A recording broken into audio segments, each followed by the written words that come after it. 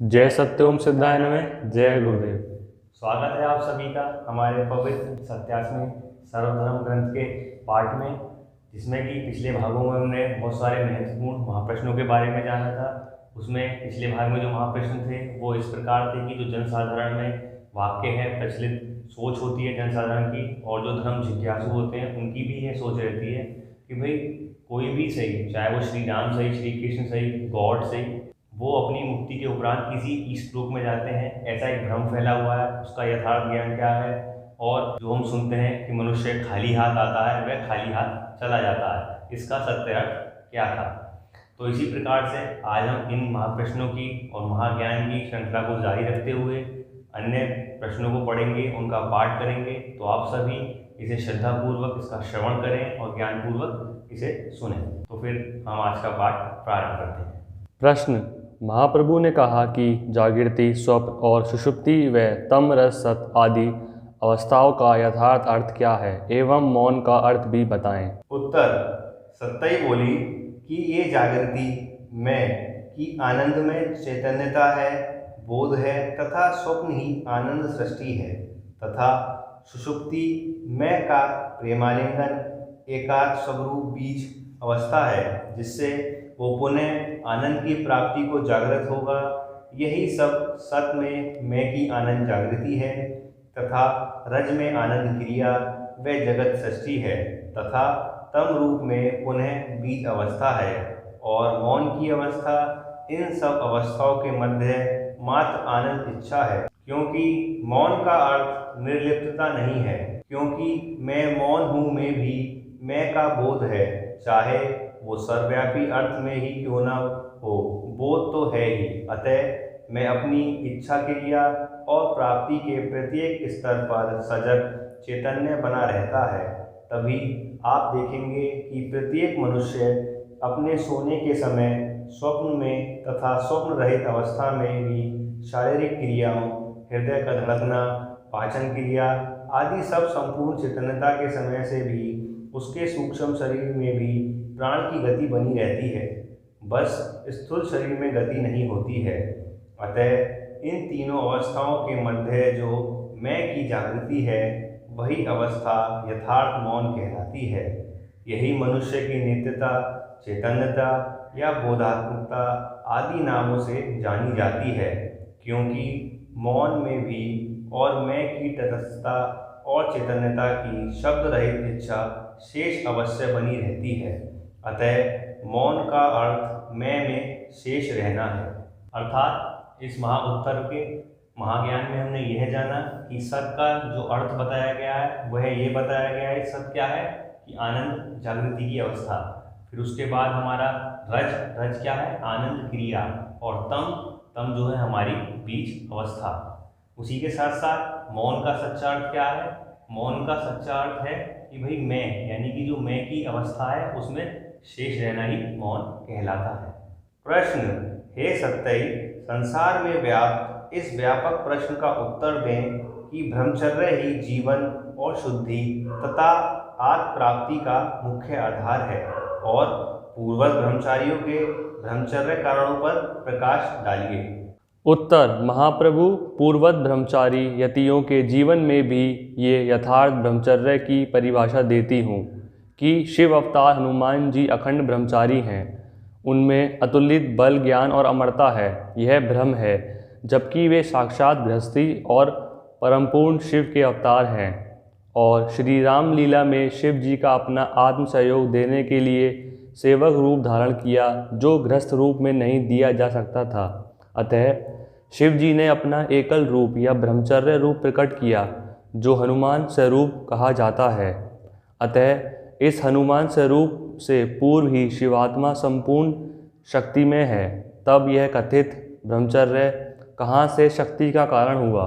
ठीक यही त्रिगुण स्वरूप गुरु दत्तात्रेय का ब्रह्मचर्य स्वरूप के प्रति ब्रह्म ज्ञान है, जबकि ब्रह्म, विष्णु, महेश अर्थात इच्छा क्रिया ज्ञान का सम्मिलित मूल रूप, जो एक प्रकार से आपका सत्य स्वरूप है, वही दत्तात्रेय रूप है, जो सती अनसुईया के पुत्र रूप में मनोकामना स्वरूप विद्यमान है।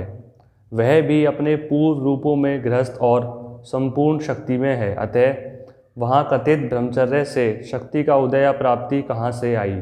ठीक यही देवव्रत भीष्म के ब्रह्मचर्य में ब्रह्म ज्ञान है कि वे अपने ब्रह्मचर्य कारण से मृत्युंजय और शक्ति में बने, जबकि वे पिता की मनोकामना पूर्ण करने के फलस्वरूप गृहस्थी व आस्कत पिता के द्वारा दिए गए वरदान के बल से इच्छा मृत्यु के वर को प्राप्त हुए तथा उनकी शक्तियाँ तो उनमें पहले ही अष्ट वसुओं में से एक वसु के रूप में प्राप्त थी तथा गंगा पुत्र व देवताओं में विद्या प्राप्त थी।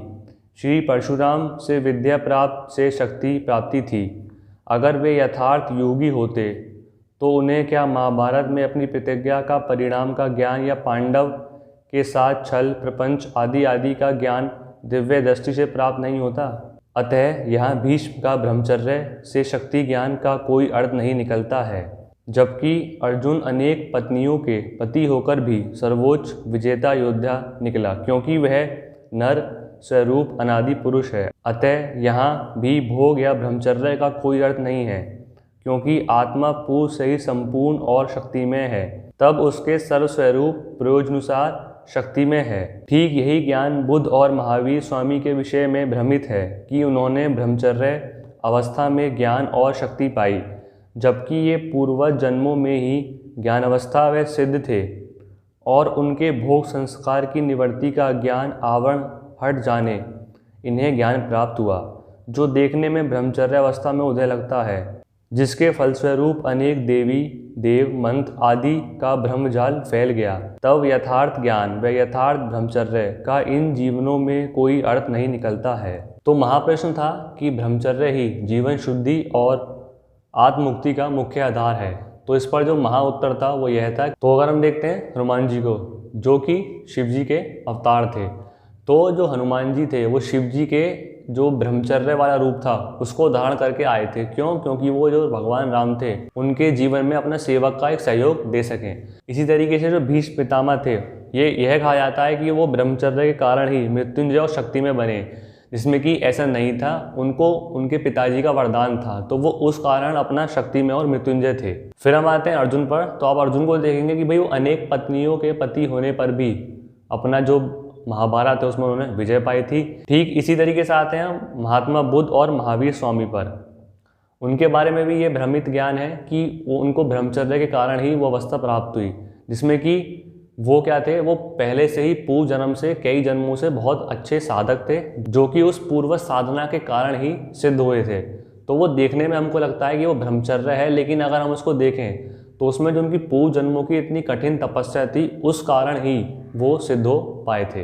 और जैसे ही उनका उस जीवन में भोग निवृत्ति हुई तो उनको ये ज्ञान प्राप्त हो गया। तो इस महाउत्तर का यह ज्ञान है कि अगर हम यह कहें कि ब्रह्मचर्य ही जीवन और शुद्धि तथा आत्म प्राप्ति का मुख्य आधार है तो वो बिल्कुल भी नहीं है।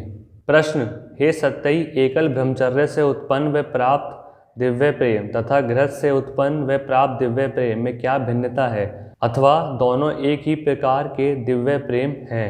उत्तर: हे भगवान, जिस प्रकार कन्या और स्त्री में संतान उत्पन्न करने की लालसा व अपनी संतान होने की दिव्य कल्पना होने तथा उसकी प्राप्ति के लिए प्रत्यक्ष भोग व प्रत्यक्ष 9 महीने की उपस्थिति तथा प्रमुख पीड़ा के समय व उससे गुजरने व फिर मन वही संतान की प्राप्ति आदि अनेक प्रेम स्तरों से गुजरने के बाद की जो प्राप्ति सुख है कि ये संतान मेरी थी, है और रहेगी, यह अनुभव एक कन्या को नहीं हो सकता है। यही है प्रवृत्ति व निवृत्ति मार्ग से प्राप्ति दिव्य प्रेम की उपलब्धि या आत्म साक्षात्कार। ठीक इसी प्रकार जो गुरु के द्वारा आत्म साक्षात्कार उपलब्ध हो और जो स्वयं के बल से आत्म संघर्ष से आत्म साक्षात्कार उपलब्ध हो, इसमें विशेष भिन्नता और प्राप्ति में जो दिव्य स्तर है वही आपके एकल ब्रह्मचर्य से व गृहस्थ से प्रत्यक्ष आधार से दिव्य प्रेम प्राप्ति से भिन्नता है। अंत में दोनों ही स्वयं आत्मा की प्राप्ति करते व करेंगे, परंतु अप्रत्यक्ष कल्पना के सजीव हो उठने में और जो कल्पना है वो प्रारंभ से सजीव होकर सजीव की प्राप्ति में आकाश पाताल की भिन्नता है। ठीक वैसे ही ब्रह्मचर्य से प्राप्त प्रेम में दया, करुणा, विरक्त, शांति, कृपा, शक्ति के रूप में समाज के उत्थान में सहायक होती है, परंतु गृहस्थ क्रिया योग से प्राप्त प्रत्यक्ष स्वयं संतान स्वयं प्रेम की प्राप्ति के बाद सर्व में वही प्रत्यक्ष देखने का विस्तारित आत्म अनुभव में ज़्यादा परिपक्वता और संपूर्णता होती है। इसीलिए प्रेम का अंत काम रूपी सक्रिय गृहस्थ योग विवाह रूपी स्वैच्छिक प्रेम पूर्णता है। अगर यह प्राप्त है तो संपूर्ण आत्म साक्षात्कार प्राप्त होगा। प्रत्यक्ष द्वैत से प्रत्यक्ष अद्वैत की प्राप्ति करेंगे, अन्यथा प्रेम के नाम पर केवल सिद्धि विज्ञान प्राप्ति से मात्र जन कल्याण ही संभव है। यह आत्म साक्षात्कार नहीं है।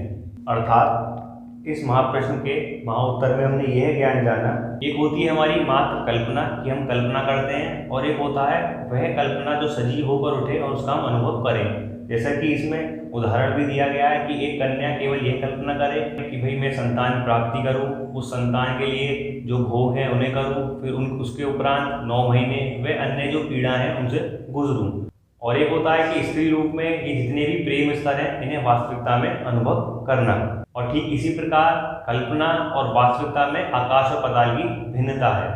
तो अगर आप ब्रह्मचर्य से दिव्य प्रेम की प्राप्ति करते हैं तो आप किस किस प्रकार में सहायक हैं, जैसे कि आपके अंदर जो प्राप्ति होगी उसके बाद दया, करुणा, विरक्त, शांति, कृपा, शक्ति, वे आप जो है समाज के कल्याण में बहुत अच्छा सहयोग दे सकते हैं। लेकिन अगर हम देखें गृहस्थ जीवन से जो उत्पन्न दिव्य प्रेम है वही जो है संपूर्ण है और वही इससे ज़्यादा परिपक्व है। और गृहस्थ से उत्पन्न दिव्य प्रेम से आप द्वैत से अद्वैत में जाएंगे और अपनी आत्म साक्षात्कार की प्राप्ति करेंगे।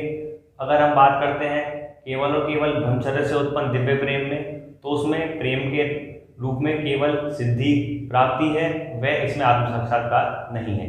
तो आज के 87वें धर्म ग्रंथ के पाठ में हमने ये जाना कि मौन का अर्थ क्या होता है और क्या जो ब्रह्मचर्य ही है वो ही है जीवन और शुद्धि या आत्म प्राप्ति का मुख्य आधार, तथा जो ब्रह्मचर्य है उससे उत्पन्न दिव्य प्रेम में और जो गृहस्थ जीवन है उससे उत्पन्न दिव्य प्रेम में क्या भिन्नता होती हैं, किसमें आत्म साक्षात्कार संभव है और किसमें केवल और केवल हम सिद्धि प्राप्ति के बाद केवल जन कल्याण तक ही कर सकते हैं। तो ठीक है, आप सभी ने यह ज्ञान आत्मसात किया होगा और इसको बार बार श्रवण करने पर ही आपको जो है ये बहुत अच्छा समझ में आएगा और इस ज्ञान को आप अपने जीवन में उतार पाएंगे।